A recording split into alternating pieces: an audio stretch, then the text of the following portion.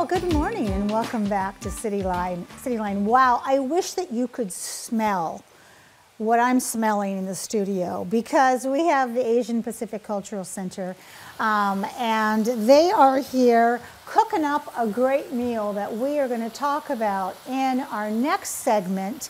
And tell me, what's in this skillet, my love? I'm cooking japchae. Oh, japchae. So last time we checked in, you had cellophane noodles.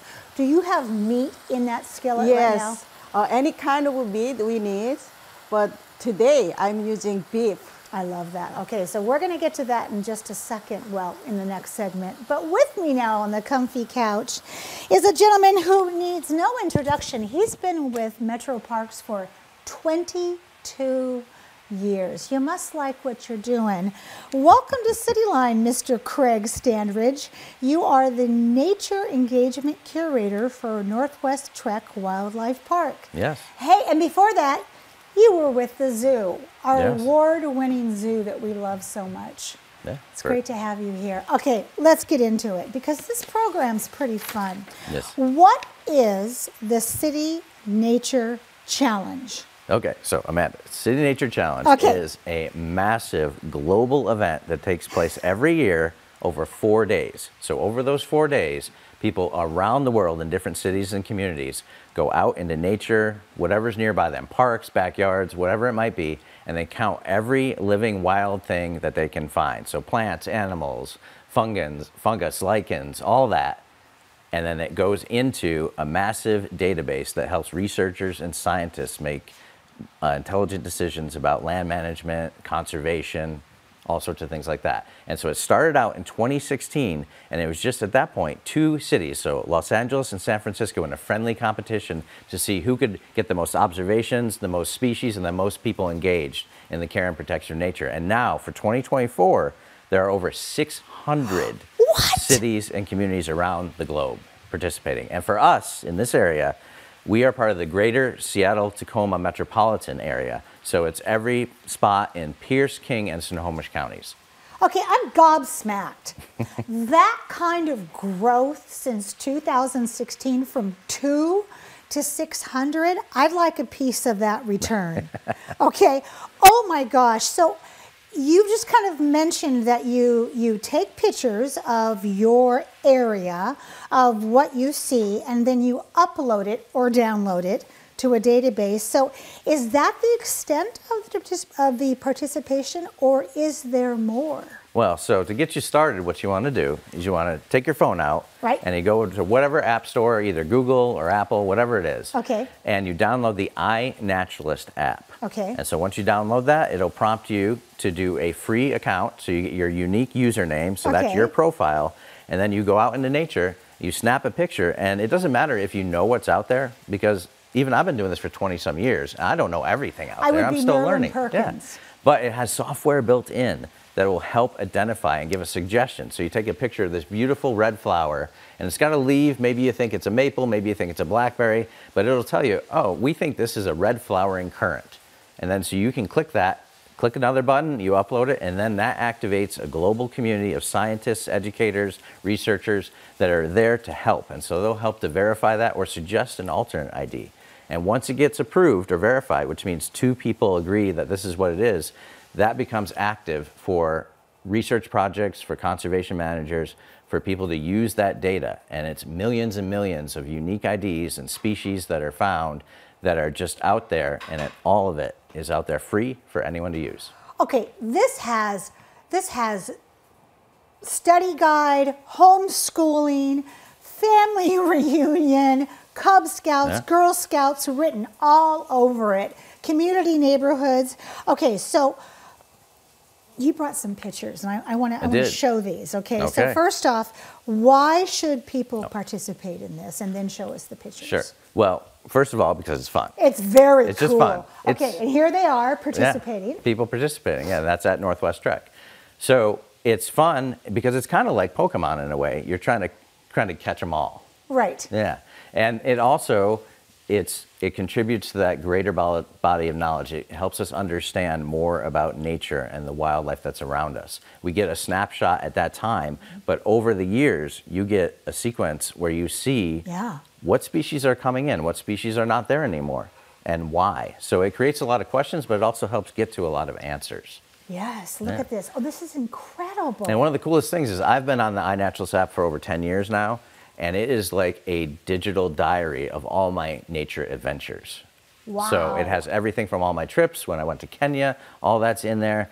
When I've gone to New York and all around the country, it's all there preserved for me to go back and look at. And the pictures are there, the memories are there. That is it's wonderful. impressive. 100 years from now, we're going to go, you know, Craig documented things really well, and he helped us understand global warming in the Pacific Northwest based upon the snapshots that he took and how they registered and how they were verified. Now, you showed me a picture in the green room, and we're showing you some shots here, and I love this. I have those beautiful little, I call them bluebells, but they're probably not called that when you get down to the actual scientific name. You showed us some pictures of things that you had taken in the green room that make these look like decorations, because these pictures are something. So, first off, what is the most popular picture that's taken in these past years? Oh, I'm so glad you asked that, because we just talked about that before. What was it? Yeah. So globally, a mallard. A mallard? Mallard is the most... A mallard duck. Mallard duck, yeah. We're going to let Stuart know from the, well, Tacoma New Autobahn that it's a duck. Okay. Now show us these pictures. Yeah, and so to be clear, these are not my pictures. These are from users in the challenge from last year. These are amazing. So I've got three. These are three, or you can just hold them up like this. One? Yeah, hold it up. The camera. There we go. Now. So that's a acanthomycetes. Now, it's not the spider that is what's interesting. It's what's on it. So it's a fungus that is parasitic to spiders. So this spider is actually having a pretty bad day, I would imagine. I don't think that spider's on this earth anymore, do you? Probably not. Probably not. Fungus. Yeah. Oh, because, I mean, I'm not the biggest fan of arachnids, but they serve their purpose. Oh, yeah. So this is very important. Everything has a purpose in nature. It does. If there's a fungus among us, I had to put that in there. Okay, what are the other two? So the next one this is a rare kind of trillium. So it's called a small flower wake robin. And so this was taken in Pierce County, actually by one of our former staff members who now works for the Nisqually Land Trust, a gentleman by the name of Jake Poole, a good friend. I know Jake. Yeah. Yeah, okay. So Jake took this picture last year in City Nature Challenge. Yeah. So it's the only trillium that has a stalkless white flower, which is what makes it unique. I love that. Yeah. Okay, this next one. The next one, iconic Northwest. So this was taken in King County, and this is our classic. Okay, hold it still. Little other way. There we go. There we go. Orca. Orca sighting. There it is. Yeah. So those are some of our really stunning ones from last year. Okay, so I look up, and I can always tell when I'm loving this segment because time flies. We have 3 minutes left. Wow. So let's talk about what are your hopes for this year's challenge, because this has a research factor to it that helps determine how we live in our world. So what are we wanting to see this year? Well, really what it's all about is we want to see that connection to nature awaken in people. Yes. And we want them connected to wildlife and wild places. And that's one of the best ways to do it. If you have something that's fun, it's entertaining, it's educational, and it contributes to the greater body of knowledge. And that's why on April 26th to 28th at Northwest Trek Wildlife Park, we are having a City Nature Challenge event. So you can come out on that Friday, Saturday, and Sunday. We'll have 2 walks a day, one at 10:30 and one at 2 p.m. with naturalists. We'll have naturalists out in the park. We'll have special conservation carts themed around the City Nature Challenge, and lots of people ready to engage and help people start what we hope to be a lifelong engagement opportunity with nature.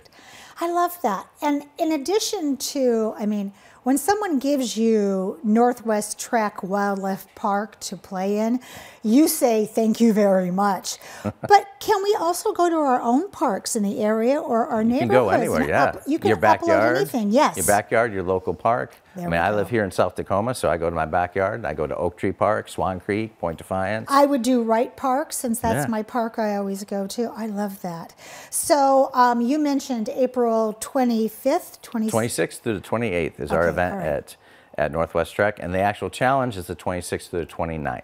Okay. So it's that Friday through the Monday. I love that. How many repeat offenders do we have every year? Oh, well, last year we had 880 people in the 3 counties, and so we'll have usually around 65% of people will be traditionally established in it, and then we have another 35 that'll be new people. That's a lot of verifying. Do Yeah. the verifiers stay the same every year? No, you can participate. You don't even have to go out and take the pictures. You can just help by looking up and determining the observations and confirming things for people. So you could do both or either. All right, so all of you wildlife people and master gardeners, botanists, we need you to identify stuff. Absolutely. So Craig can continue in this position he's been in for 2 of the 22 years that he's been at Metro Parks. Yeah, my job is tied to it. There we apparently. go. I love that. Thank you so much for bringing this to our attention. I love this program, and you have a permanent place on the comfy couch. Oh, well, thank you. I appreciate it. Well, you're more than welcome, my dear. And I'll go home and upload some good stuff. How's that? Absolutely. All right. Asian Pacific Cultural Center will be on the couch for our final fabulous segment. You don't want to miss that. We'll be right back.